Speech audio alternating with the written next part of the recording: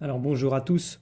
Aujourd'hui nous continuons notre lecture du catéchisme de l'Église catholique au travers du compendium et nous en sommes rendus à la question numéro 296 qui est comment est appelé donc le sacrement de pénitence et de réconciliation. Donc il est appelé sacrement de pénitence, de réconciliation, de pardon, de la confession ou encore de la conversion. Donc prenons les paragraphes 1422 à 1424 du catéchisme qui se trouvent sous l'intitulé Le sacrement de pénitence et de réconciliation. Il nous est dit ceci. Ceux qui s'approchent du sacrement de pénitence y reçoivent de la miséricorde de Dieu, le pardon de l'offense qu'ils lui ont faite et du même coup sont réconciliés avec l'Église que leur péché a blessé et qui, par la charité, d'exemple, les prières, travaillent à leur conversion.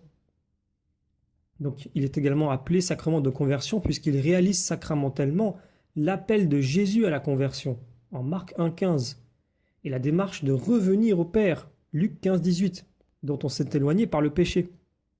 Il est appelé sacrement de pénitence puisqu'il consacre une démarche personnelle et ecclésiale de conversion, de repentir et de satisfaction du chrétien pécheur.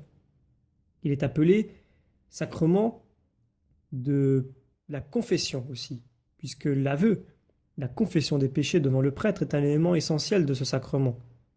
Dans un sens profond, ce sacrement est aussi une confession, reconnaissance et louange de la sainteté de Dieu et de sa miséricorde envers l'homme pécheur. Il est appelé sacrement du pardon puisque, par l'absolution sacramentelle du prêtre, Dieu accorde aux pénitents le pardon et la paix.